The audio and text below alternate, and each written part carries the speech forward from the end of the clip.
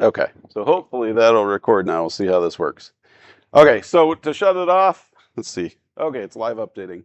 We hit that button and then you would hit the shutdown button, but I'm not going to do that right now. I'm going to go ahead and hit cancel.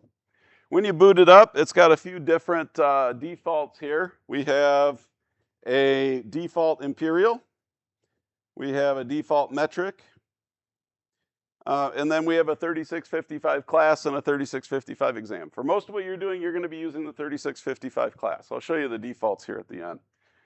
But when you go into this, it'll come up. You hit the 3655. It'll tell you about it. It says configurations. You can do your default. If you use this, make any changes, you go out and you want to go back in and get your, back to where you were, you would go to the autosave portion. If you go back to default, it's going to reset everything to default if you leave the configuration.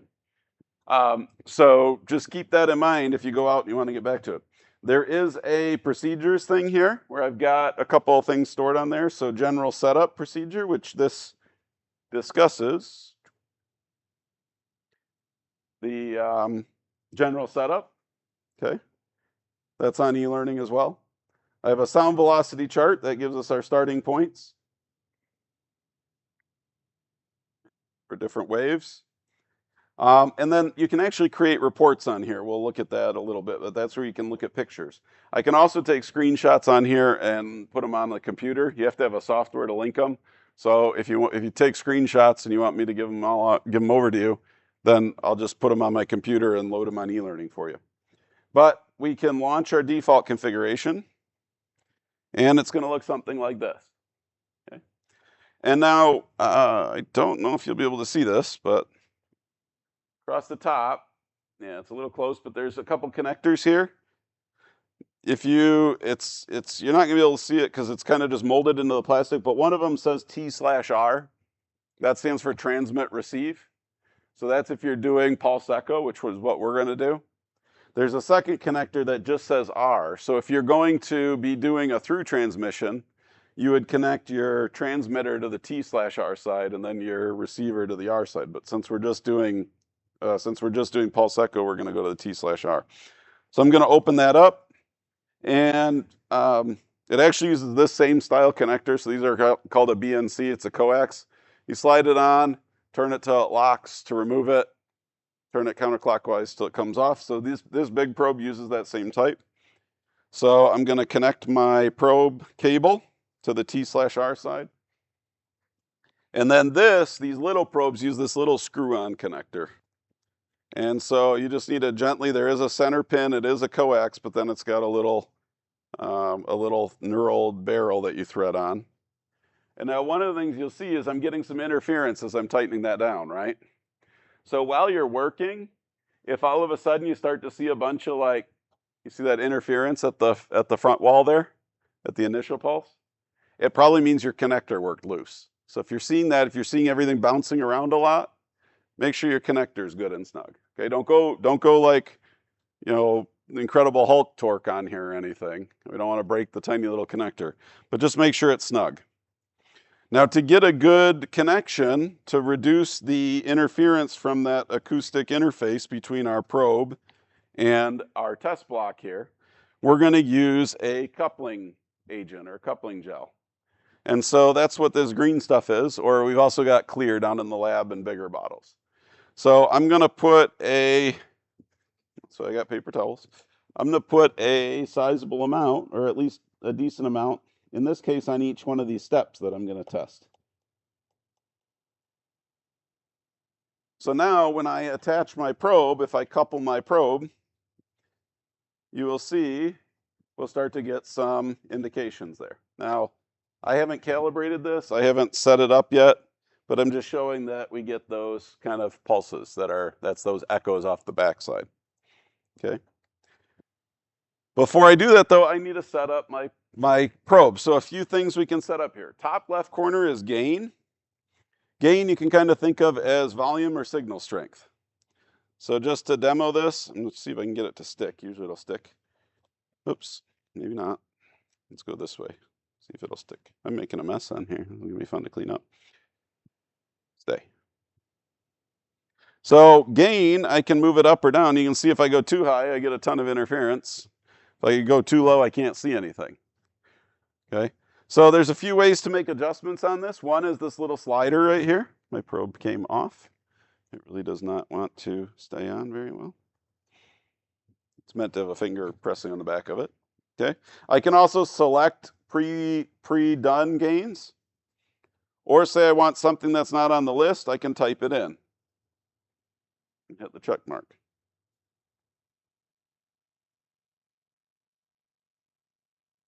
One thing when you are typing in on here, sometimes you'll have measurements that are less than 0, say 0.5. If you just do 0.5, it won't pick it up. See how it called it 5?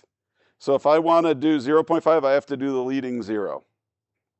And then I can hit that. Now that's really low for gain, but there's some other things where we might use a fraction like that. I'm gonna go ahead and put it at 40 for now, just to do. Good rule of thumb is your initial pulse, your back wall pulse, you want at about that 80% line right there. Okay, that's why I have that line set there. It's not technically why it's there, but for our purposes, you can see if I push harder on it and couple it better, it goes up. If I break the coupling between them a little bit, it goes down. Let me try going that one. Let's see if that one sticks better. Here we go. Okay, so I'm going to start with, I'm going to actually go to a gain of 30. And we'll go with that. Some other settings I need to do. Well, I can freeze my screen. It's now frozen. You can't tell because I'm not moving, but I have this menu right here. Right now it says signal, but you can see it can say signal. It can be display. And what you'll see is the options on the left side change as I go into each of those menus. Okay. And here, I'm going to just bump back real quick and show you why you're going to use the 3655 class configuration. Because if I go in one of the default ones, this is an incredibly capable instrument. You can see I have a lot more things that I can adjust in those. So for our purposes, for what you're doing in class, you don't need all these different options. So that's why you're going to want to probably use the you can try this mode if you want. It's overkill for what we're doing. So 3655 class, I have pared it down to just those 6 menus. Okay. Okay, I had my gain at 30. We'll just put it back there for now. So the main one you're going to use, hence the name of it, is main. Most of the time, most of the adjustments you're going to make are going to be under the main category. Okay. And here you can see we have velocity to set our velocity in our given material. You can see we have probe 0. We're going to need that to adjust the screen left to right to make up for that little distance between our piezo crystal and the front face of the material. We have the range across the bottom. So right now, our range is set for 5 inches. My part at its thickest point is a 1/2 inch. So anything beyond 5 inches here really is pointless, or beyond 1/2 inch really is pointless. It's not telling me anything about my part. So that's one of the things I can adjust. So here you can see I have ranges in inches. That's what I have it defaulted to. There are ways to go in. Remember, you can also change that to time. But for everything we're doing, for aviation, most of the time we're going to look at distance. And distance, all it's doing is it's taking the time it takes for that pulse to go out and back, and it's multiplying it by the velocity right there. Because remember, if we take the velocity, which is in this case, inches per microsecond, right? Yeah. So our velocity is inches per microsecond, and we multiply that times time, which is microseconds, we equal our distance in inches. Okay? So if you turn that off, if you switch that to time, all it does is it stops multiplying it by the velocity. Okay? So, I can't do that on my computer. I gotta come over here. So range, since my part's about 1/2 inch thick, starting out, our thickest point, I'm gonna go ahead and make that about, we'll go 0.7. So now you can see 0 is on the left and 0.7 inches is on the right for my scale. Right? And so if I recouple this, it popped off. If I recouple it, now you can see my back wall is pretty close, about 0.5, but this block is 0.5 inches, 0.500. And you can see right now the tallest peak there is reading about 0.55-ish, right? So that means it's not calibrated at this point. Okay? It's showing indications, but they don't mean anything to us. We can't use them to measure anything like that right now. Okay, so I'm going to leave that there. Delay, I'm not using a delay probe. You're probably not going to use a delay line probe, but if you decide to try the delay line probe, you'll have to use that a little bit. I'm not going to go through it today, but it's there. Angle, we're using a straight probe, so that's going to always be 0 degrees. If you decide to try doing some angle beam testing, there's ways you have to calibrate that angle. Okay, angle right here. Delay was right here. Frequency, we need to set for our probe. This probe that I've got is actually a 10 megahertz probe. Each probe is going to have it either written on it or it's going to be in the part number. So like this one, this big one here is 2.25 megahertz. So I would need to adjust it for that. So for this probe, this little one I'm using, the 1/4 inch probe, it's 10. So I'm going to go in here. You can see it's not a default there, so I'm just going to go ahead and type in 10. And now I have it set for my 10 megahertz probe. And you can see it really hasn't changed a lot, but it did kind of change. It kind of cleaned up that peak a little bit, made it a little bit narrower, right? You can actually drag this up and down with your finger. Oh, my computer went to sleep. So this can be dragged up and down. Okay. So it's a touch screen that I'm using. Probe width is the next one. This probe is a 1/4 inch diameter. So I need to adjust it from 0.2 to 0.25. This big probe here is a 1 inch probe. So if you're using this probe, you have to set that. So I'm going to set my probe diameter to 0.25 inches. I'm going to use one of the predefined ones there since it's there. RX mode, transmit mode, is pulse echo. That's what you're going to be doing for just about everything. If you decide to do through transmission, we've got through transmission there as well. Pitch catch is a type of pulse echo where you have a probe on the transmit side and a probe on the receive. You basically put 2 probes on the same surface, kind of that 2 probes at an angle to each other. But for pulse echo, that's the same probe sending the signal and receiving it. So we're going to leave that on pulse echo. But if you're going to try pitch catch or through transmission, which you see we won't get anything right now, you can always do that. The last one here, envelope, is used to help you see things. So you can see right now, as my signal changes, it just goes on the screen, it goes off the screen, it disappears. If I want to be able to like store this, I can do it 2 different ways. One is I can store the peaks. So now the highest peak it gives, it'll leave a red outline behind. Now just know as you go, it's just going to keep leaving red outlines everywhere. So your screen can get pretty messy if you're in that mode, but now you can see there's another button there that says reset envelope. I can clear those by hitting the reset envelope. The other one is trail, it works similar, but it's got kind of just like a time delay. So it automatically clears after a given period of time. So if I do this, and then this, and this, you still see me? Yep. You can see they're kind of clearing over time. Okay. And again, the other way to do it is if I turn that off, you can see the reset envelope is grayed out now. But if I've got something I want to keep on there, the other option I can do is press the little freeze button. And now you can see if I pull my probe, it's freezing the screen too. So that's another way to do it. Once you have something you want to see, if you want to keep that, if you want to store it, you can hit the camera button. It'll bring this up. And now when you do this, you have to give it a name. Oops.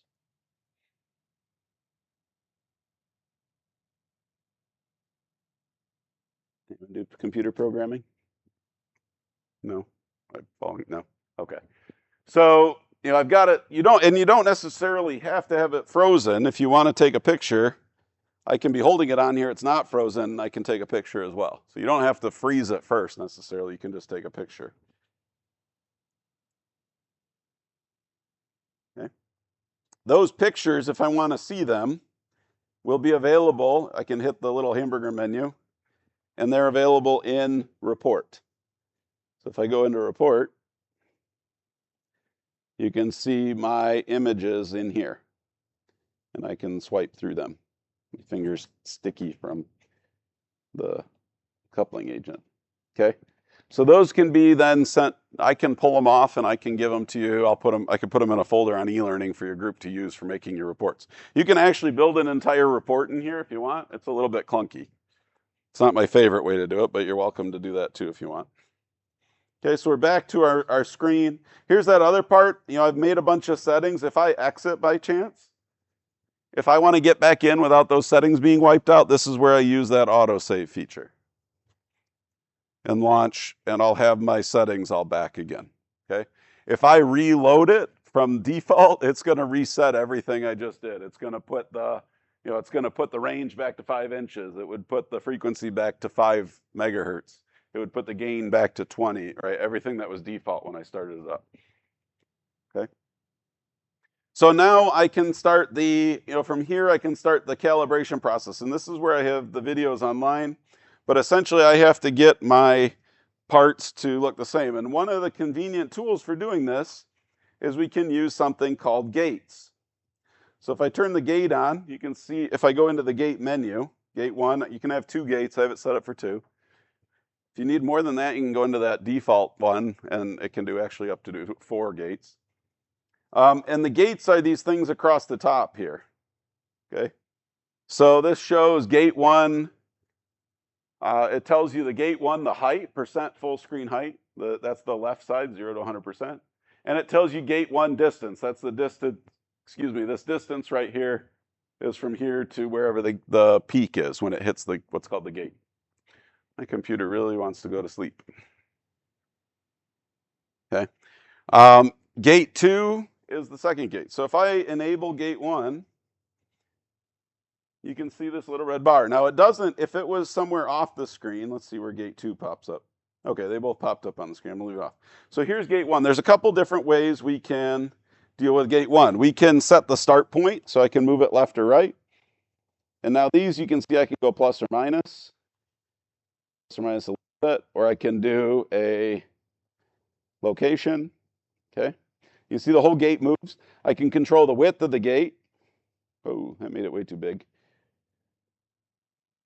Okay. And then I can adjust the level. This moves it up and down.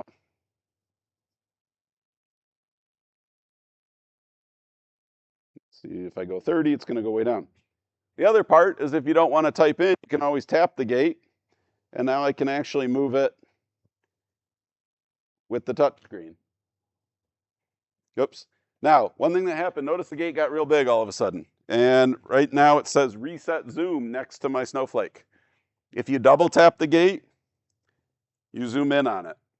So just be aware, sometimes students zoom in, they don't realize it. And now it's there. Okay.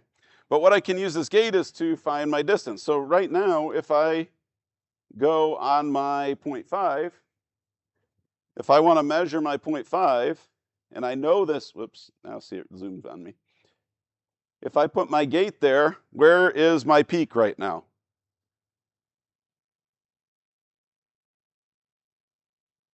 Remember, it's at the top.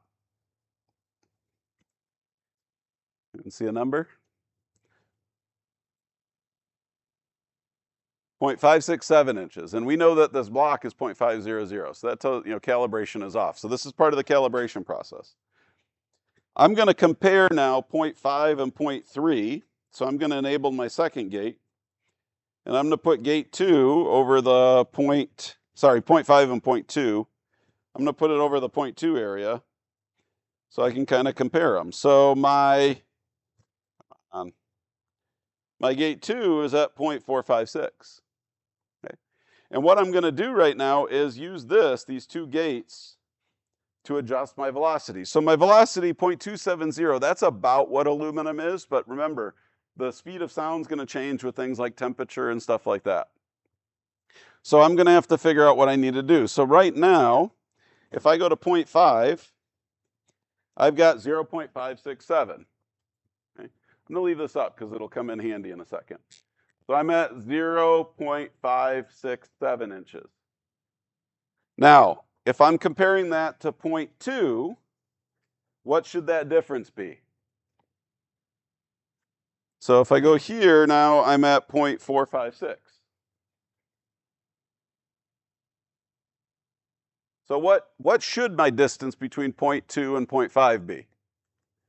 Should be 0.3. If I actually subtract this out, Whoops, that shouldn't be 4. Sorry, that's gate 2 I'm looking at. It should be 0.233. I wrote down the wrong thing. I looked at the wrong number. I should be looking at gate 2 right now, the blue one. Gate 2 is 0.216. And you always want to do this with about the same amount of pressure on your probe. So 7 minus 6 is 1, 6 minus 1 is 5, 5 minus 2 is 3. So I'm at 0.351. So it's showing too big of a gap. Okay? So if I've got too big of a gap, it's telling me too many inches, right? Now we know that the distance is 0.3, right? So we want it to be 0.351, we're at 0.351, right? I can't change the number of microseconds it takes for that sound pulse to go down and back up, right? That's fixed by how fast the sound's traveling in the material. But what I can do is I can adjust my velocity over here. So do I need to move my velocity up or down if this is fixed and we want to make this smaller? We want to reduce 0.351. What do I need to do to my velocity over here? Increase it or decrease it to make this smaller? Decrease it. I need to decrease my velocity. So if my difference is too big between my steps, I need to decrease the velocity to decrease that difference. So I'm going to go to velocity, and actually 0.249 is closer for aluminum. So I'm going to go to 0.249 and see where we're at. So now if I do this, I've got 0.523,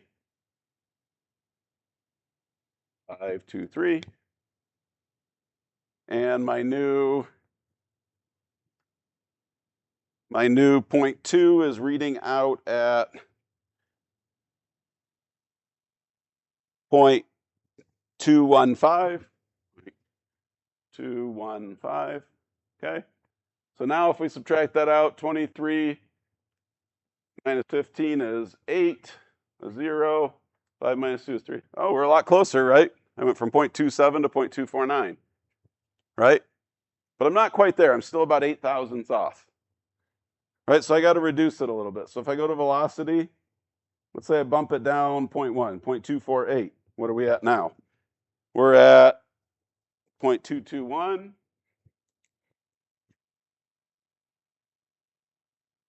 Sorry, 0.214. I didn't have a good 0.214. We went to 0.214 now. And my big one is at 0.522. You can see it's gone down a little bit, but not a lot, right? 522. So we got to keep going. We're still about 8 apart. So I'm going to bring that 0.521. So let me bring it down a couple more. So now we're at 0.517 and 0.217. Hey, look at that. 0.517, 0.218, 217. It was 217, right? So now we got them pretty much dialed in. Okay, so that tells me my velocity of sound is about 0.246 in this material. Now you can see they're still reading high. They're still reading too far to the right. All right, that's reading 213. And so now we're going to adjust our probe 0.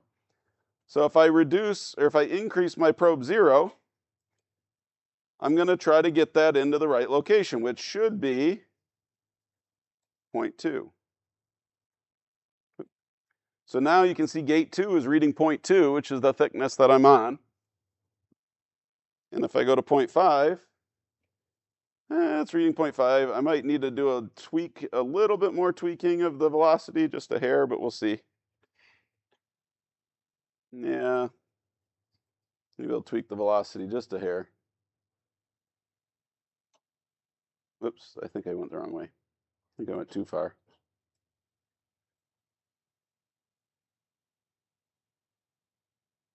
We're running out of time, but as we dial it in, now you can see I'm much closer. I'm just going to get rid of my second gate for a minute. If I put my gate 1 across this whole thing, and I start going down, I can see I have a pretty close. I'm 2 thousandths off, 0.98, 0.098, 0.203, 0.297 for 0.3, 0.403 for 0.4, 0.502 for 0.5. So I'm pretty close. I need to probably do a little bit more velocity adjustment. I just don't have enough time to really dial it in today. Need to do a little bit more velocity adjustment, and then once I've got that velocity tied in, then I can just adjust that probe zero just slightly. And so that then calibrates it for this material at this temperature, today, that then I could go and use my probe on a like material in order to perform an inspection. Okay. So this was the step method. I'll go through this primary secondary echo another time, but what you can see is if I go to one of these thin areas, you can see this 0.2 here. I have a primary echo at 0.2, I have a secondary echo at 0.4, and I have a tertiary echo at 0.6. All right, so I can also use the distance between a primary and a secondary echo, to get my sound velocity dialed in. Okay, and we'll do that, typically you do that on a little bit thicker parts or parts that don't have multiple steps.